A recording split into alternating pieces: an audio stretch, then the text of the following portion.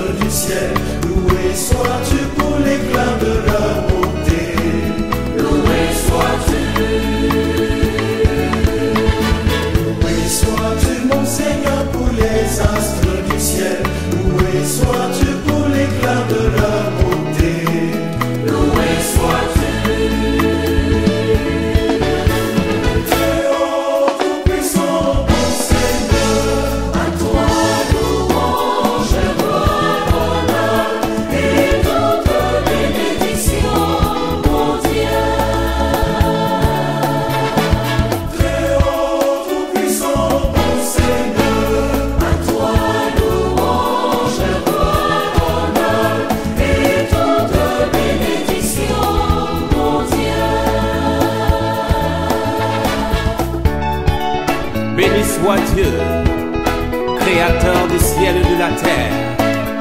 Alléluia. Ah, béni soit Dieu.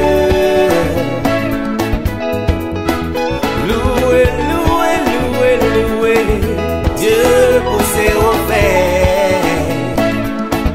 Loué pour ses merveilles, habitant de la terre. Il t'a créé, il m'a créé.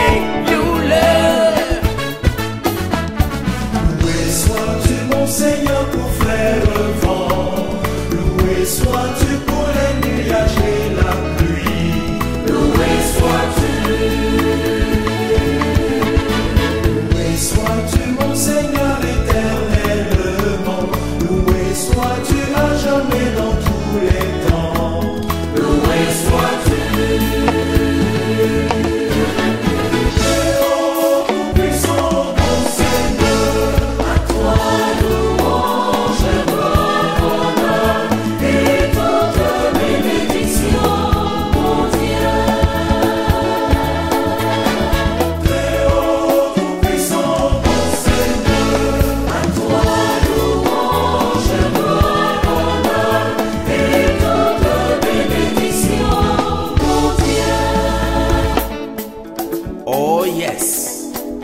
L'or et l'argent lui appartiennent, il nous comble de sa grâce. Loué sois-tu mon Dieu, loué sois-tu pour ton amour. Tu nous combles de ta paix, tu nous combles de ta joie. Tu as fait toutes choses avec sagesse, oh, gloire à ton nom.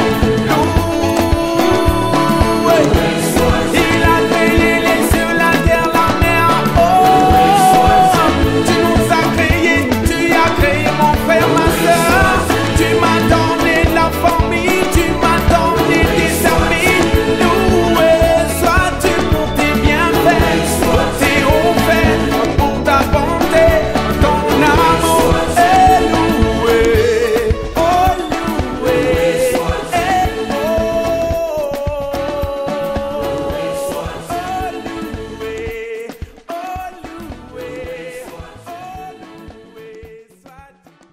Chers téléspectateurs, merci pour votre fidélité renouvelée aux médias de l'Église catholique en Côte d'Ivoire. Nous poursuivons avec notre émission en marche vers le cinquantenaire de la conférence des évêques catholiques ivoiriennes. Et pour ce dernier numéro de notre série d'émissions, nous avons le privilège de discuter avec Mère Christiane Baka, supérieure de la congrégation Notre-Dame de la Paix, une congrégation d'ailleurs qui a joué un rôle primordial dans l'Église en Côte d'Ivoire. Et comme tout part d'un début, avec elle, nous parlerons de celui qui a posé les bases de la congrégation, d'où le thème, le cardinal Bernard Yago, le fondateur. Je suis Solange Ablon de la Radio nationale catholique de Côte d'Ivoire. Et Myriam Roxane Hainaut d'Ecclesia TV. Mère Christiane, nous vous remercions d'avoir accepté notre invitation et sommes heureuses de vous entendre sur ce sujet. Bonjour Roxane et Solange, je suis également heureuse d'être avec vous. Merci de l'invitation. Eh bien, Mère Christiane Baka, nous allons démarrer cette émission en abordant le premier point. Il s'agit des débuts du cardinal Bernard Yago, une vocation de fondateur. Alors, quel a été le rôle du cardinal Bernard Yago dans la fondation de la congrégation Notre-Dame de la Paix? Merci Solange, vous l'avez dit. Le cardinal Bernard Yago est le fondateur de la congrégation des Sœurs Notre-Dame de la Paix. Tout a commencé avec le Concile Vatican II, auquel évidemment le cardinal Bernard Yago a participé, et où il a entendu l'appel qui a été lancé aux évêques africains à fonder des congrégations autochtones qui iraient vers leurs sœurs, ou enfin le peuple autochtone, pour parler du Christ. Alors, le cardinal Yago a été sensible à cet appel et au revenu du concile, l'idée a germé en lui de poser les fondations d'une congrégation autochtone qui est aujourd'hui celle que vous connaissez, qui a d'ailleurs 60 ans, pour le dire en passant. D'accord. Au-delà donc de la figure paternelle qu'il représente pour vous, Sœur Notre-Dame de la Paix, qui il était vraiment? Alors, peut-être qu'il serait intéressant de parler de cette figure paternelle aussi, mais comme vous me demandez que ce soit au-delà, je pourrais, avant de finir de répondre à cette question, faire un peu allusion à cela. Le cardinal Bernard Yago reste pour les Sœurs Notre-Dame de la Paix évidemment une personne de référence, d'abord pour l'avoir fondée, la congrégation, mais aussi pour le passionné du Christ qu'il est. Vous savez qu'il y a même un livre qui a été écrit à son sujet qui s'intitule Bernard Cardinal Yago, passionné du Christ et passionné de l'homme. Il était passionné du Christ et il n'y avait que le Christ qui comptait pour lui. Pour nous qui avons eu le privilège d'être proches de lui au-delà des grandes cathédrales, c'était un homme simple, pauvre, qui avait à cœur de faire connaître le Christ au peuple ivoirien. Et d'ailleurs, vous savez que son rôle pour la construction, l'édification de l'église de Côte d'Ivoire était fondamental.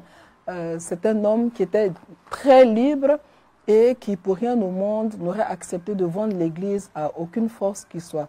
Donc, c'est une personne très, très, très libre, je le redis encore.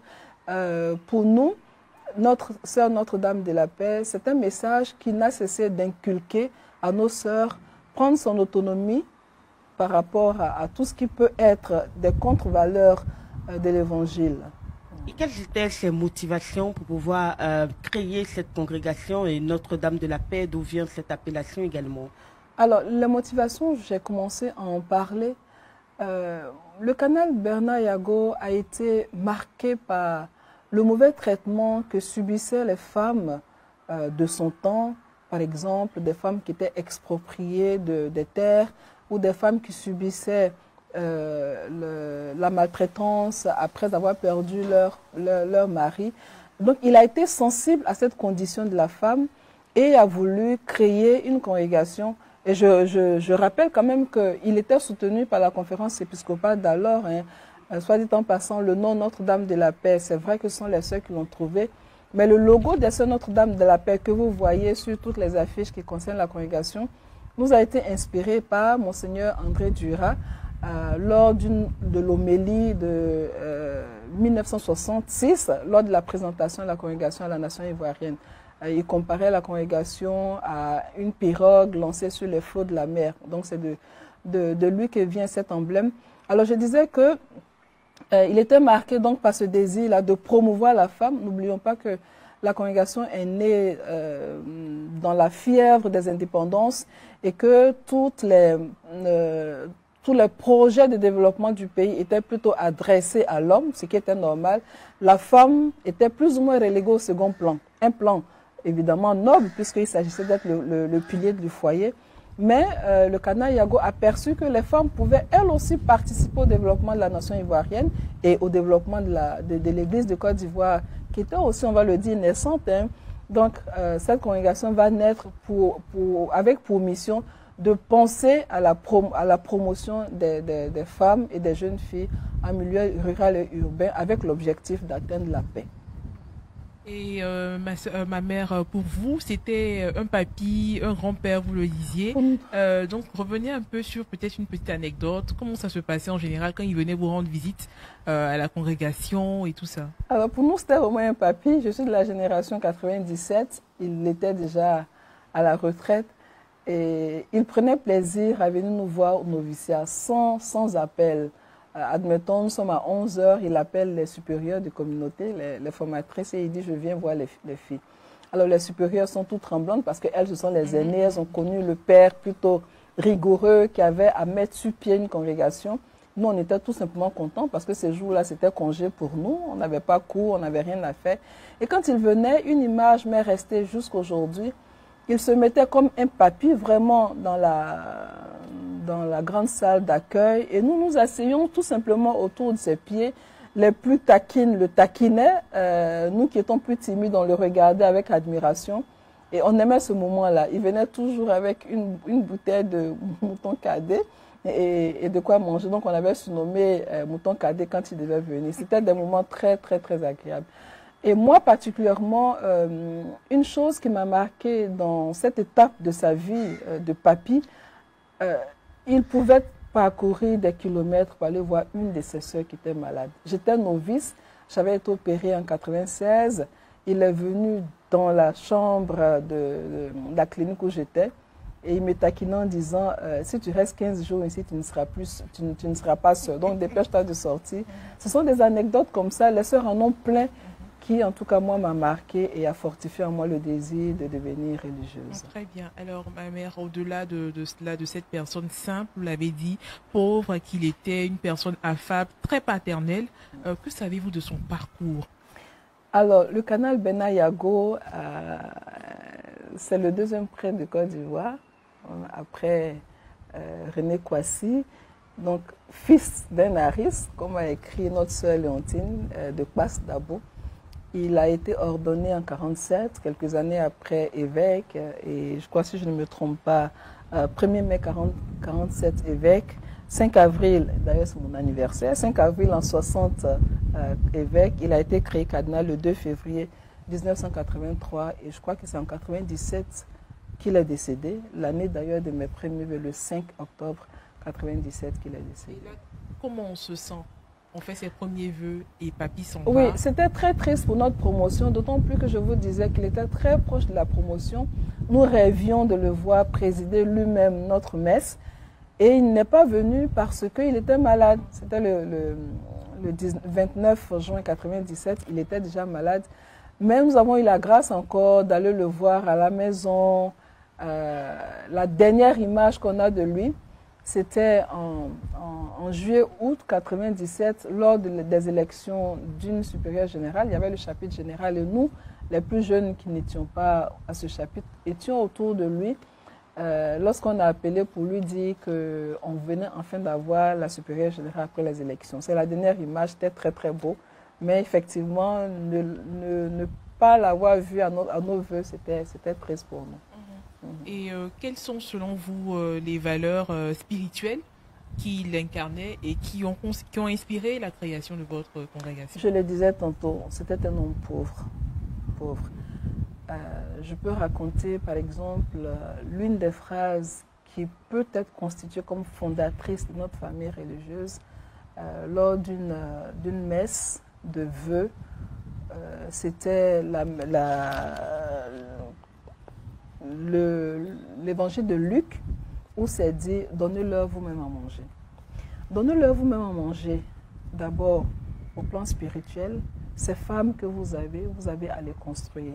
Donnez-leur vous-même à manger, apprenez-leur à se prendre en charge. Et cette phrase était, on va dire, prioritairement adressée à nous-mêmes pour dire, vous ne serez pas des sœurs qui allez avoir des subsides qui vous viendront de l'extérieur. Levez-vous, battez-vous, prenez-vous en charge et c'est de cette manière que vous pouvez venir en aide au peuple de Dieu qui viendra vers vous. Ça, c'est assez fondateur pour la congrégation. Et d'ailleurs, tout au début, une chose aussi qui est très forte chez Yago, c'est la communion fraternelle. Aujourd'hui, on en parle et on peut dire qu'on en est fier parce que c'était quelque chose de très important pour lui. Il voulait même que la sœur Notre-Dame de la Paix fasse de la communion fraternelle un 4e vœu parce que pour lui, la communauté était très, très, très essentielle. Il fallait que les sœurs s'enracinent dans leur communauté. C'est de cette manière seulement qu'elles peuvent vivre les vœux de pauvreté, de chasteté et d'obéissance. Donc je retiens aussi la valeur de la fraternité pour lui, la valeur du travail bien fait, la valeur du refus du mensonge. Ce n'était pas un homme qui aimait les compromis, ça je pense que les gens peuvent en témoigner. Il n'était pas dans les compromissions. Et ce sont des valeurs qui doivent, à mon avis, être constitutives de tout chrétien ivoirien, mais surtout des sœurs Notre-Dame de la Paix. Merci, ma mère. Ma mère, merci vraiment de nous partager votre témoignage de ce que vous savez de votre père fondateur. Oui. Alors, avec vous toujours, ma question c'est de savoir comment est-ce que vous le trouviez quand vous allez lui rendre visite dans ces derniers jours en tant que papy. Est-ce que c'était un homme affaibli ou qui montrait quand même la dynamique du fait que Dieu était présent dans sa vie? Non, il n'était pas affaibli, c'est ce qui nous a surpris.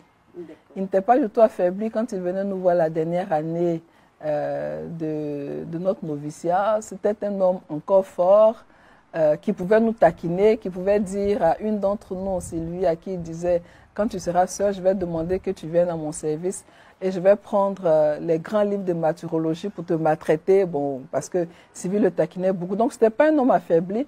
Nous l'avions même fêté ses 50 ans à la maison généraliste. Nous nous apprêtions à aller à Kbas pour le fêter. Je crois même que nous sommes partis. Donc, ça nous a un peu surpris. La maladie est arrivée. Peut-être qu'elle faisait son chemin en lui, mais il n'était pas affaibli.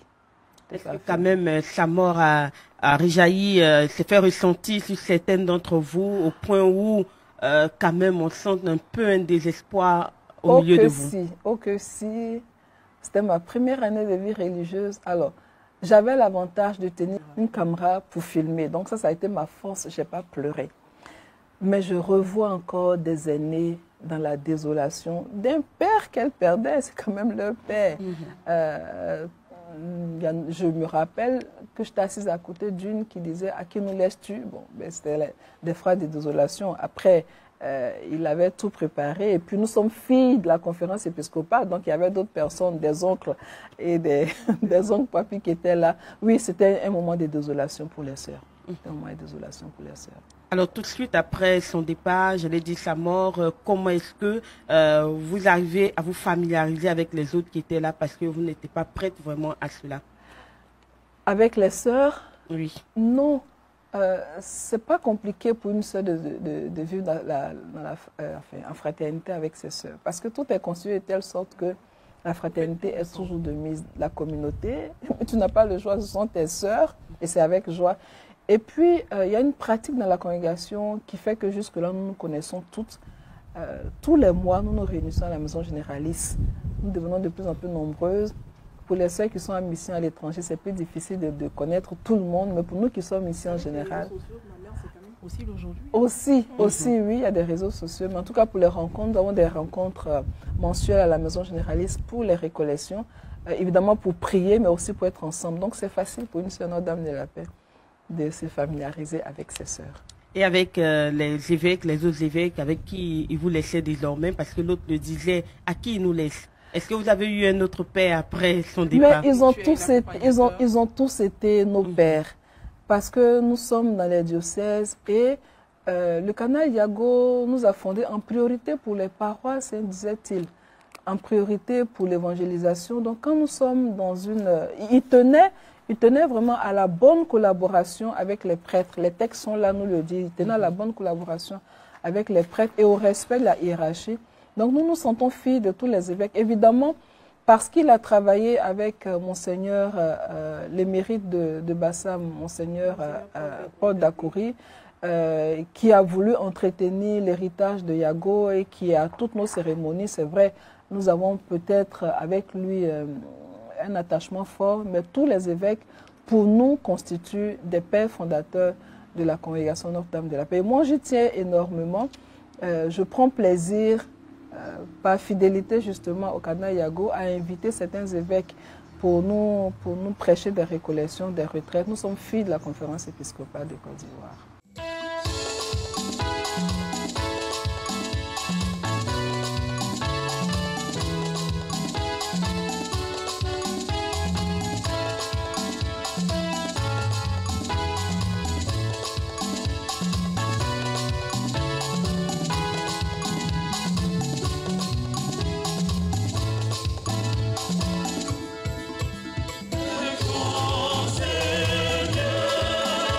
Je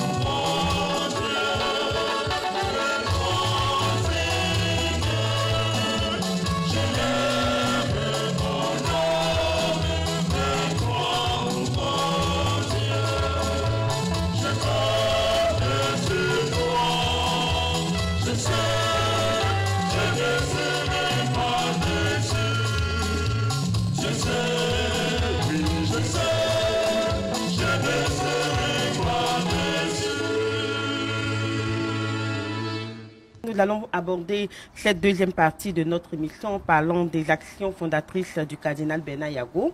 Alors, comment la congrégation Notre-Dame de la Paix a-t-elle évolué sous l'impulsion du cardinal Yago?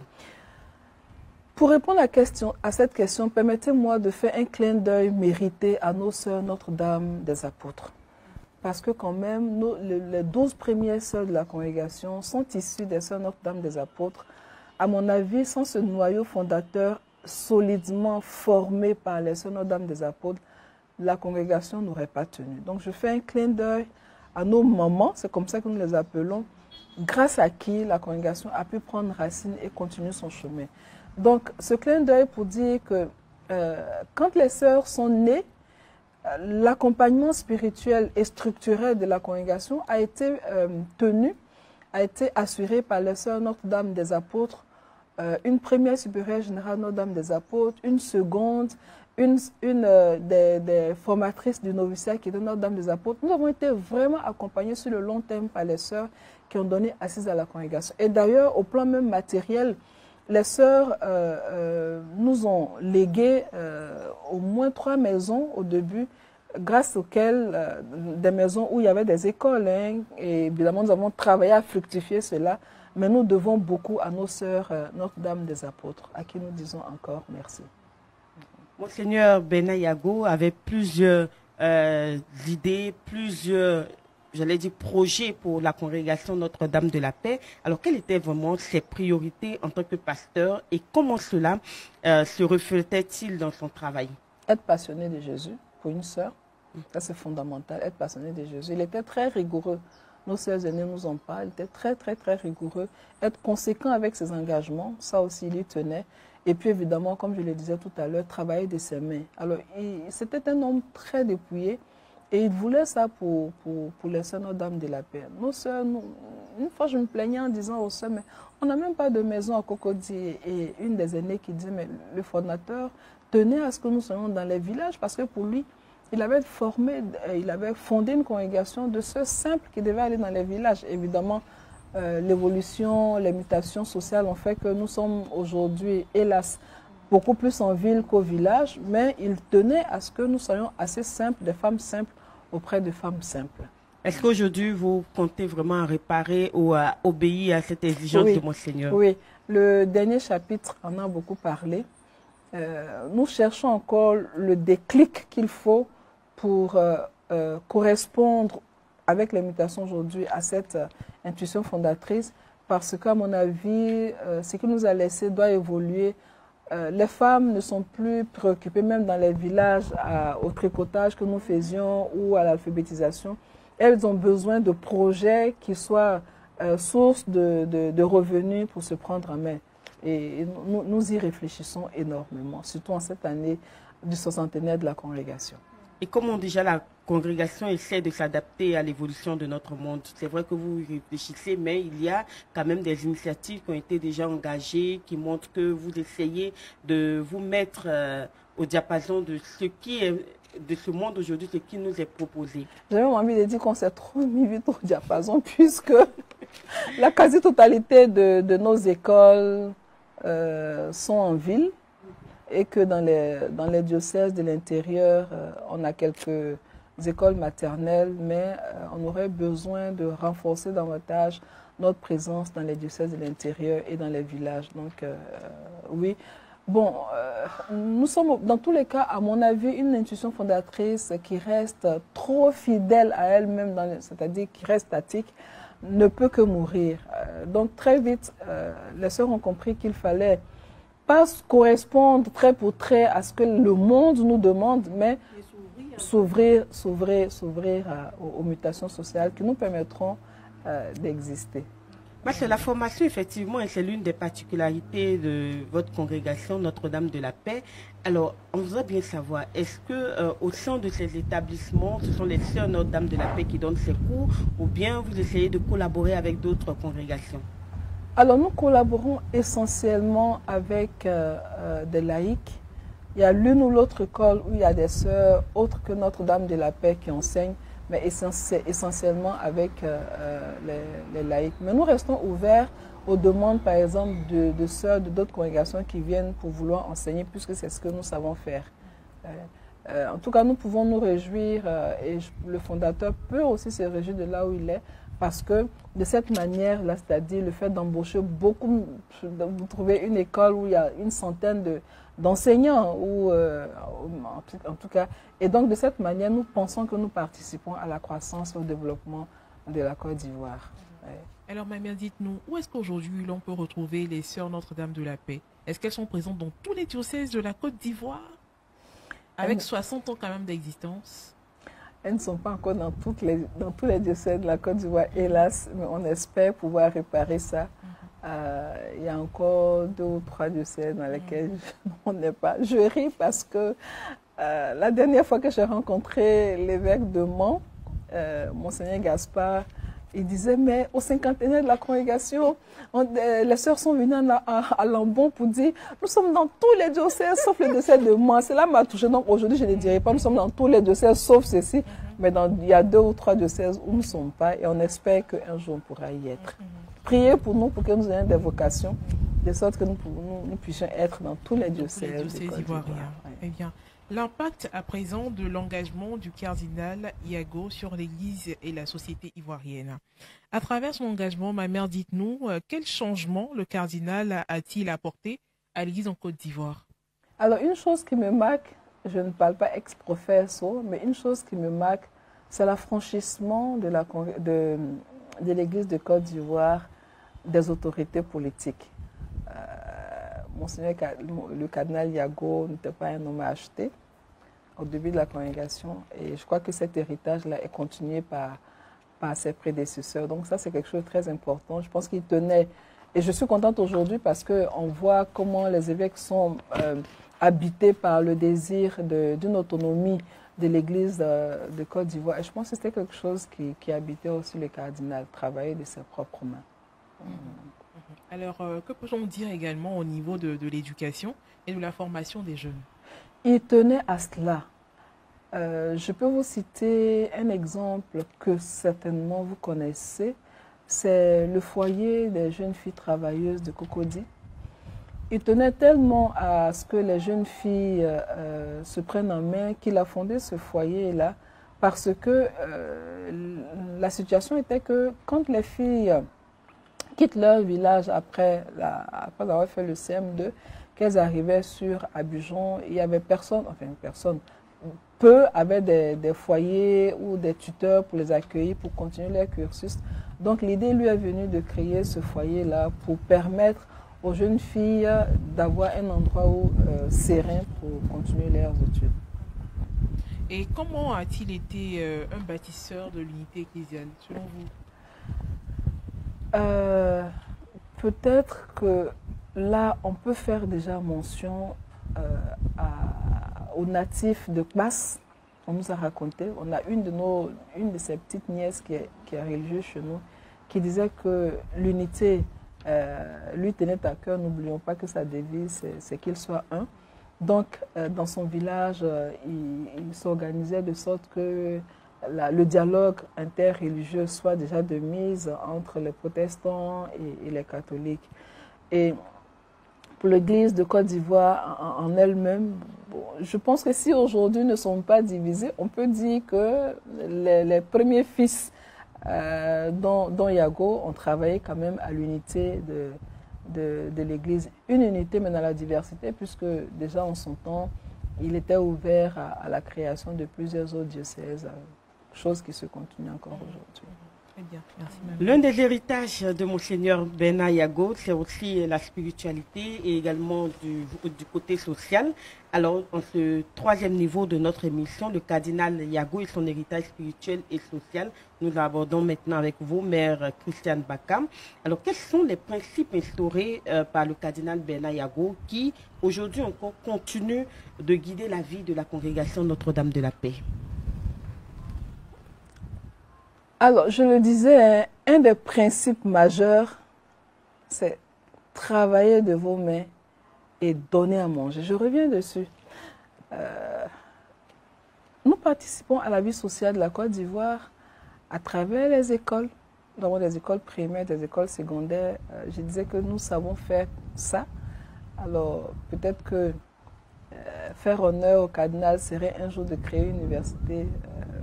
Peut-être nos petites sœurs qui viendront après le feront, mais pour le moment, ce que nous savons faire, c'est le primaire, le secondaire et le professionnel. Donc ça, de cette manière, nous participons à la vie sociale de la Côte d'Ivoire. D'ailleurs, au nombre de plusieurs autres écoles catholiques, nos écoles font du bon travail chaque année. C'est avec joie que nous apprenons que telle ou telle école a fait 100% à la réussite au CEP ou au BEPC ou en terminale. Donc, oui, voilà. Au-delà de ce volet, de cet aspect de formation, vous avez autre moyen de vous rendre autonome en dehors de cet héritage? Nous n'hésitons pas, en fille de Yago, à aller au champ. Au champ, nous avons travail de nos mains, nous avons des plantations. On a une de nos jeunes sœurs qui aime bien ça. Nous avons des plantations là où nous sommes. Et en général, les sœurs essaient de faire toujours un petit jardin. Oui, il y a des plantations. Il y a des lieux où nous faisons des petits élevages et tout. Donc, oui. De tricotage. Est-ce que les sœurs n'ont pas nous avons un atelier. De boutique où elles vendent des exactement. Des nous avons un atelier de couture à Trècheville, de pâtisserie aussi nous avons. Et puis une boutique, Montabor, c'est la petite publicité que je fais à nos auditeurs. Venez. Une boutique de Montabor qui vend aussi les objets liturgiques, mais aussi et tout, oui. Puis il faut le relever aussi, ma soeur, vous êtes dans tous les secteurs d'activité. On a eu avec vous au niveau de la radio l'une d'entre vous qui est aussi engagée dans la communication pour dire qu'au-delà de tout cela, vous essayez tant bien que mal de vous inscrire dans tous les secteurs d'activité.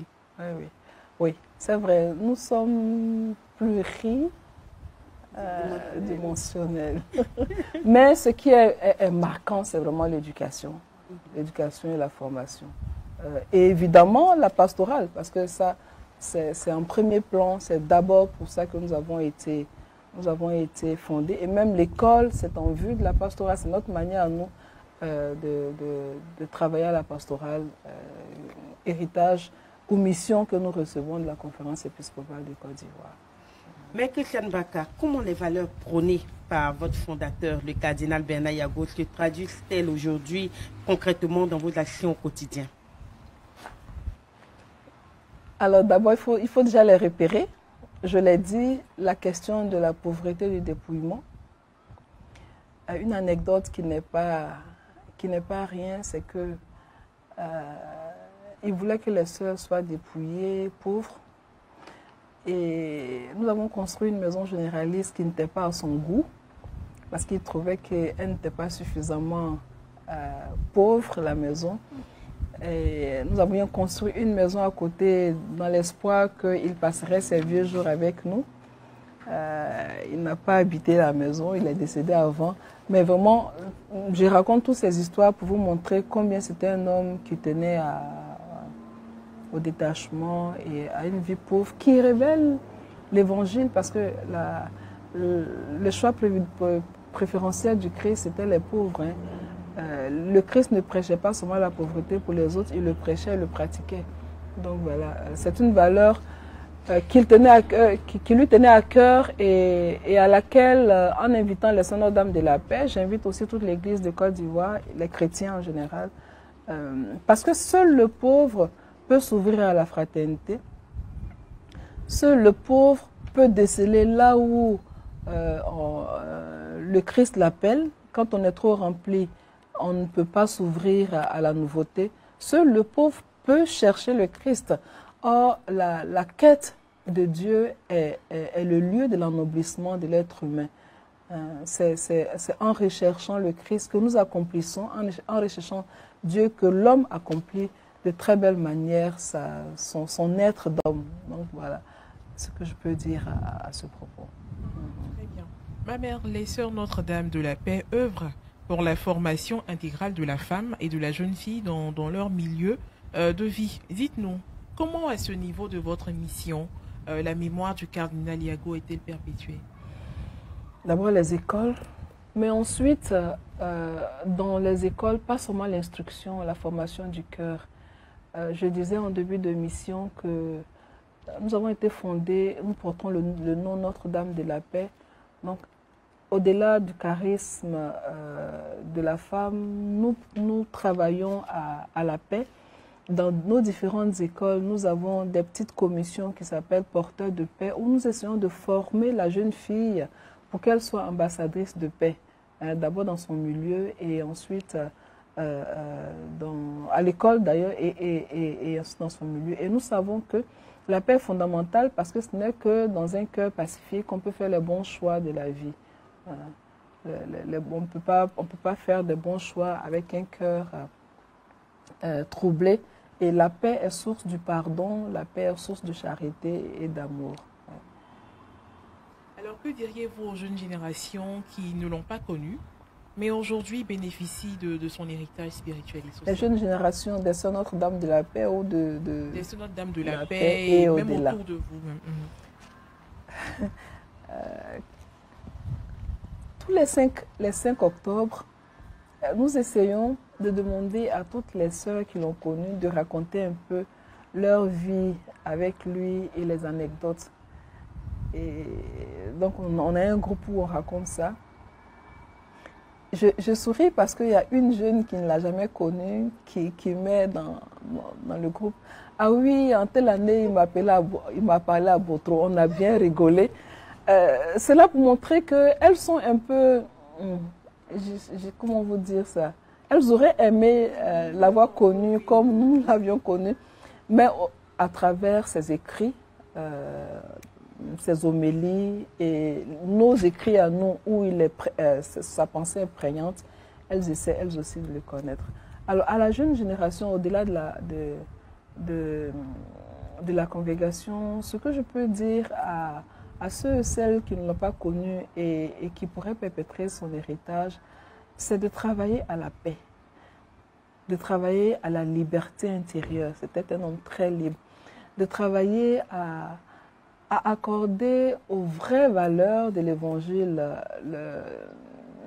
une grande importance, j'ai envie de dire, au détriment d'une course effrénée vers les biens matériels qui sont quelquefois source de détournement de ce qu'il faut pour un chrétien. Voilà ce que je peux vous dire. Le cardinal Benayago, le fondateur, c'est d'ailleurs le thème de cette émission qui s'inscrit dans une série d'émissions que nous avons intitulées dans le cadre du cinquantenaire de la Conférence des évêques catholiques de Côte d'Ivoire en marche vers le cinquantenaire. Et nous abordons un autre pan de notre émission qui est la Conférence des évêques catholiques de Côte d'Ivoire. Alors, ma mère, en cette année jubilaire de l'espérance décrétée par le Saint-Père, le pape François, la Conférence des évêques catholiques de Côte d'Ivoire célèbre son cinquantenaire d'existence. Alors, qu'est-ce que cela vous inspire comme message à adresser à nos pères, les archevêques et évêques? Nous sommes fiers d'eux. La première chose que j'ai envie de dire, fiers d'eux parce que, d'abord, désireux de faire connaître le Christ. Nous sommes fiers d'eux dans leur désir de promouvoir l'autonomie de l'Église de Côte d'Ivoire, autonomie à la fois spirituelle mais aussi matérielle, cela fait notre fierté. Et puis leur dit que les Sœurs Notre-Dame de la Paix, leurs filles, leurs sœurs, sont disposées à les accompagner dans la mission qu'ils ont reçue du Christ, aller baptiser-les au nom du Père, du Fils et du Saint-Esprit.